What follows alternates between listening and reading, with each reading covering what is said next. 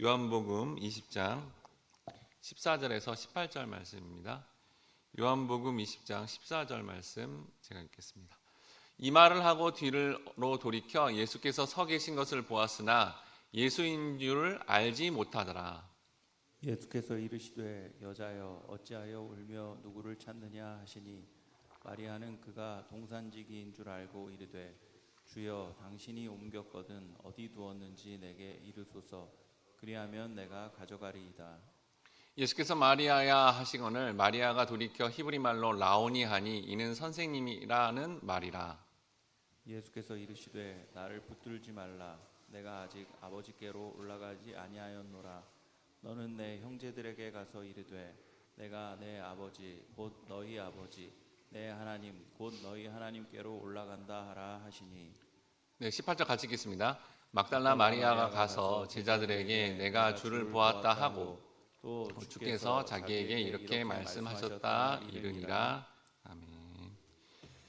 할렐루야. 하나님께서 우리를 말씀을 듣고 거듭나게 하는 자리로 부르셨습니다. 오늘은 부활의 역사를 경험한 자라는 제목으로 말씀을 나눌 때 부활의 역사를 실제 삶에서 경험하시는 우리 모든 성도님들 되시길 주님의 이름으로 축원합니다.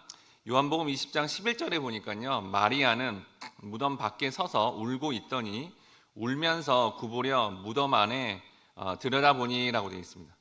본문의 마리아는 이 빈 무덤을 확인하고요, 또한 예수의 부활의 소식을 제자들에게 알리라는 천사의 말을 듣고 이제 제자들에게 알렸습니다.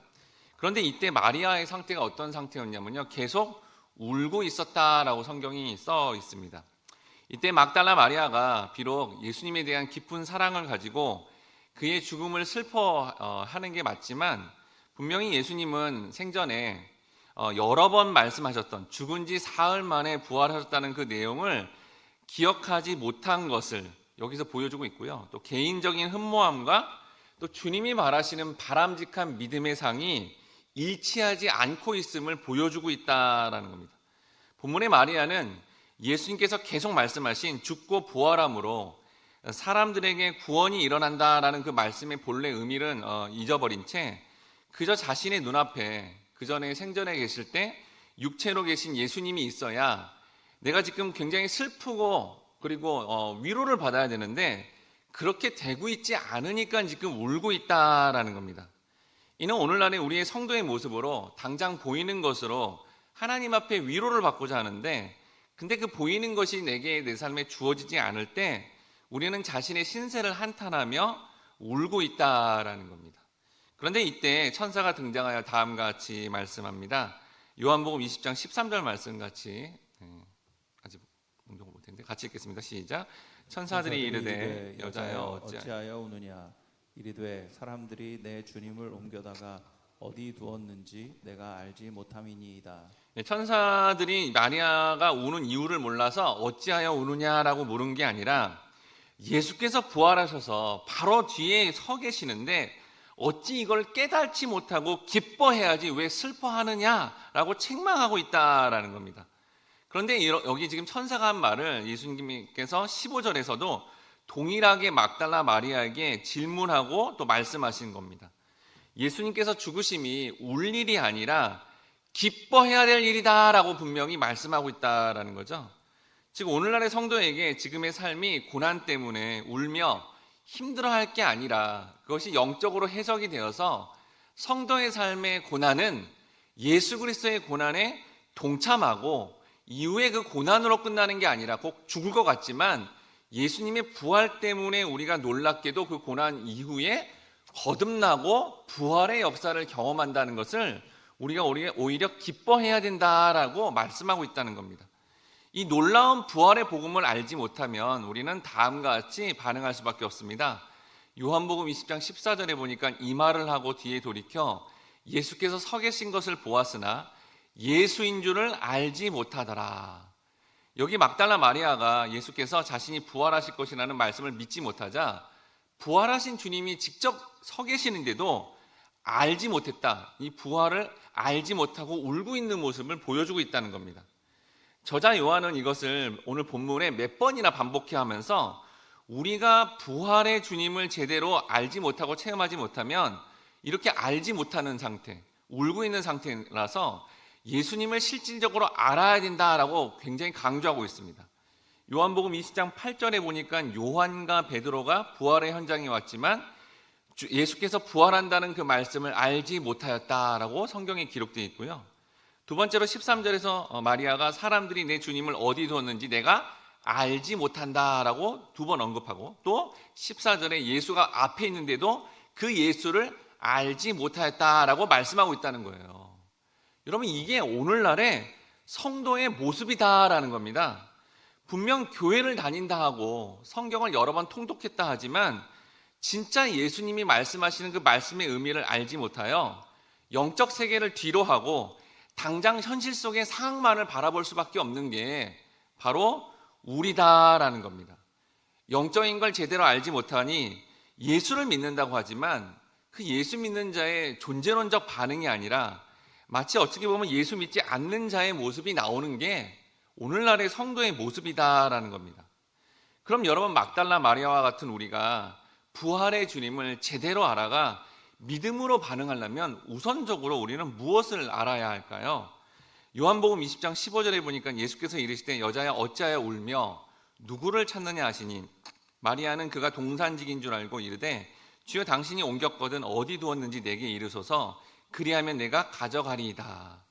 예수께서 막달라 마리아에게 천사가 그녀에게 했던 동일한 질문을 했다는 것을 마리아가 천사와 이야기를 나누고 있을 때부터 지금 예수와 이야기를 나누는 동안에도 계속 좌절하고 울고 있었다라는 걸 알 수 있습니다.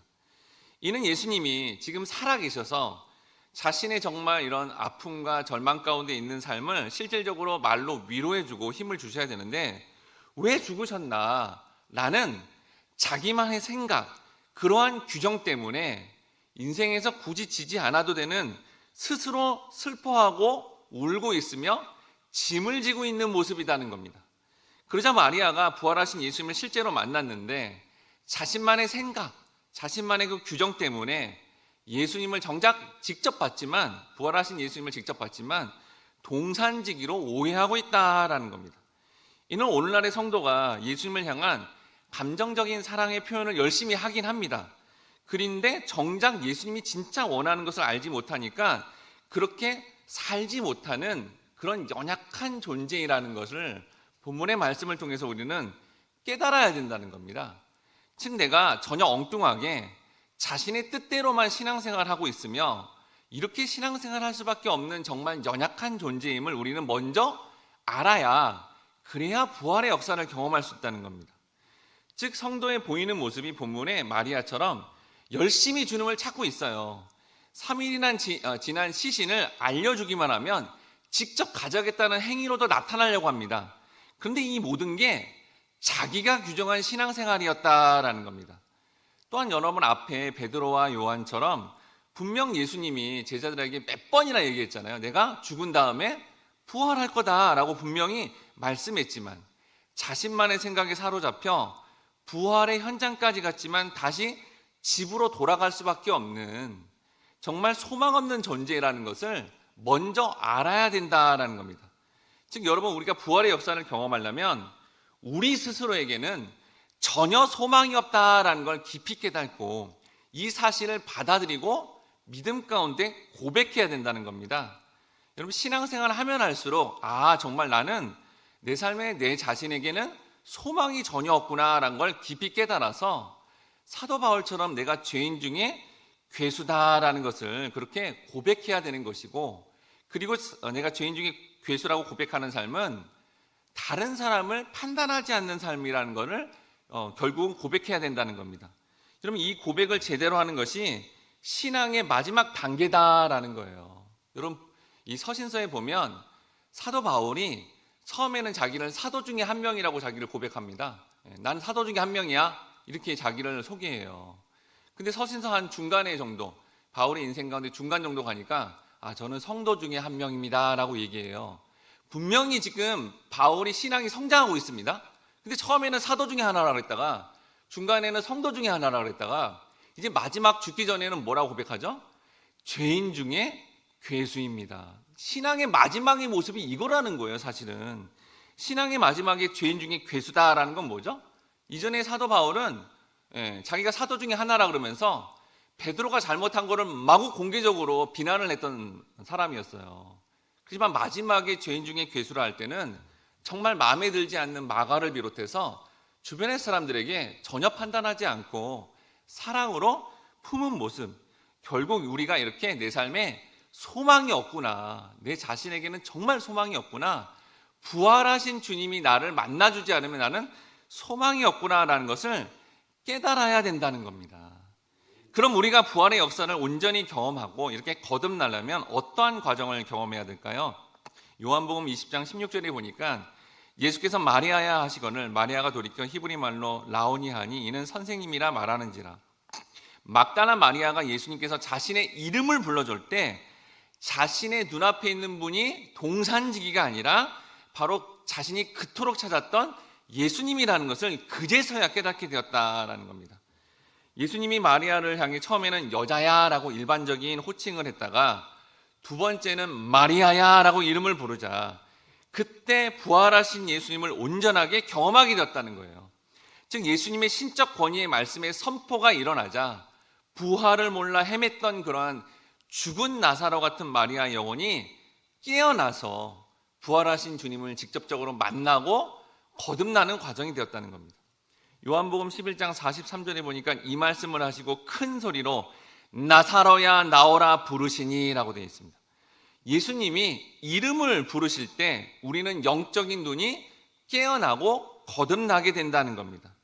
즉 오늘날에도 예수님이 우리를 직접 찾아오시고 우리의 이름을 직접 불러주심으로 도저히 믿겨지지 않는 부활의 역사, 이것이 우리가 인식되어지고 받아들여지는 것이 성도의 삶의 유일한 소망이다라는 겁니다. 즉 부활하신 주님이 이렇게 절망 가운데 전혀 내 삶에 소망이 없는 우리의 삶에 개입하셔야만 그것이 영적인 눈이 깨어지게 되고 또 하늘의 복을 받는 존재로 만들어가게 된다는 겁니다. 그럼 구체적으로 여러분 우리가 이런 부활의 역사를 구체적으로 경험하려면 어떻게 해야 될까요? 요한복음 20장 17절 말씀 함께 같이 읽어보도록 하겠습니다. 요한복음 20장 17절 말씀입니다. 시작. 예수께서 이르시되 나를 붙들지 말라. 내가 아직 아버지께로 올라가지 아니하였노라. 너는 내 형제들에게 가서 이르되 내가 내 아버지 곧 너희 아버지 내 하나님 곧 너희 하나님께로 올라간다 하라 하시니. 막달라 마리아는 자신도 모르게 부활하신 주님의 육체를 붙들고 있었습니다. 이게 원어로 보니까요 꽉 붙잡아 놓지 않았다라고 한 거예요. 본문의 마리아의 이름이 구약의 마라라는 이름으로서 쓰다라는 뜻입니다. 인생의 쓴맛을 본 성도를 대변하고 있는 거죠. 역사를 살아가는 현실 속의 성도는 예수님의 실질적인 도움을 바라며 보이는 것을 붙들려고 한다라는 겁니다. 마리아만 그렇습니까? 제자들도 마찬가지였습니다. 자신의 스승인 이제 예수가 이제 왕이 되면 장관이 되려고 하기 때문에 그 예수를 십자가에 가려는 예수를 붙잡고 그게 죽지 않고자 죽음을 막고자 했다는 겁니다. 마태복음 16장 22절 23절에 보니까 베드로가 예수를 붙들고 항변하여 이르되 주여 그리 마옵소서 이 일이 결코 죽게 미치지 아니하리이다. 예수께서 돌이켜 베드로에게 이르시되 사탄아 내 뒤로 물러가라. 너는 나를 넘어지게 하는 자로다. 내가 하나님의 일을 생각하지 아니하고 도리어 사람의 일을 생각하는도다 하시고. 본문의 마리아가 예수의 육체를 붙들고 있는 모습이나 제자 베드로가 예수가 하나님의 뜻대로 십자가의 길을 막고 있는 붙잡고 있는 이 모습은 바로 뭐예요? 사람의 일이라는 거예요. 그런데 여러분 이 사람의 일이 잘 보면 사실은 성도에게서 굉장히 좋은 일입니다. 좋아하는 일이죠. 성도가 높아지는 거고요.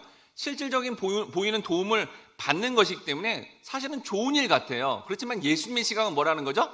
사람의 일이다, 안 좋은 거다라는 거예요. 그 손을 놓아야만 주님이 죽으시고 부활하셔서 하나님께 가셔야 하나님께서 약속하신 성령이 우리에게 임하심으로 말미암아 우리는 일상의 삶에서도 놀라운 성령의 역사를 경험하고 변화되며 부활의 역사를 실제로 체험할 수 있다는 겁니다. 즉 여러분 부활의 역사는 우리가 경험하고 싶어서 경험하게 되는 게 아니라 우리가 이렇게 정말 소망 없는 존재구나 라는 것을 실제로 믿음 가운데 인정해야 되고요. 그럴 때 정말 주님이 그 인정하는 가운데 우리의 삶에 개입하셔서 우리의 이름을 불러주시면 도저히 이성적으로 인식이 안 되는 부활마저도 인식되어지고 체험하게 되므로 우리의 인생이 변화되어서 다음과 같은 삶을 살게 됩니다. 요한복음 20장 18절에 보니까 막달라 마리아가 가서 제자들에게 가서 내가 주를 보았다 하고 또 주께서 자기에게 이렇게 말씀하셨다 이르니라 라고 해서 이렇게 자기 신세 한탄만 하고 보이는 어떤 정말 자신이 어떤 높아지는 거에만 매였던 그러한 막달라 마리아의 인생 그리고 제자들의 인생이 이제는 정말 자신의 어떤 연약함들을 인정하고 부활하신 주님이 삶에 개입하게 되자 그 누구보다도 놀라운 이 부활의 역사를 자신의 삶과 상관없이 열심히 전파되며 또한 부활의 역사를 체험한 자로서 실제로 살아가게 된다는 것이 바로 부활의 역사가 우리 가정, 이 공동체 모든 열방 가운데 유일한 소망이 된다라는 겁니다. 우리를 찾아오셔서 예수님의 부활을 인식하고 체험하게 함으로 내가 죄인 중에 괴수이구나라는 것을 고백함으로 모든 불행에서 벗어나 하늘의 생명을 얻어 부활의 복음을 열심히 전하게 하는 이 놀라운 소망을 여러분들이 경험하시고 또 실제로 그렇게 체험한 자로서 부활의 역사를 삶을 통해서 전파하시는 우리 모든 성도님들 되시길 주님의 이름으로 축원합니다. 함께 기도하겠습니다. 사랑하는 주님 감사합니다. 말씀을 통해 우리가 이렇게 정말 내 삶에 전혀 소망이 없는 죄인 중에 괴수이고 내 삶을 바라보면 정말 절망 가운데 속할 수밖에 없는 존재라는 것을 인식함으로 내 삶에 예수님이 꼭 필요하다는 것을 깨달아 기다리고 있으면 반드시 부활하신 주님이 내 삶에 개입하심으로 말미암아 이제는 내 삶에 매이는 인생이 아니라 이 귀한 복음의 역사를 우리 주변의 영혼들에게 선포함으로 그들도 거듭나게 하는 영광스러운 삶으로 우리의 인생을 인도한다고 하시니 이 말씀 자체가 소망이 되어서 우리의 앞으로의 인생이 부활의 역사를 체험한 자로서 내 삶의 문제에 매이는 인생이 아니라 생명의 복음의 말씀을 주변의 사람들에게 전파하는 복된 인생이 될 수 있도록 우리의 삶을 인도하시고 붙잡아 주시옵소서. 감사드리며 예수님의 이름으로 기도드립니다. 아멘.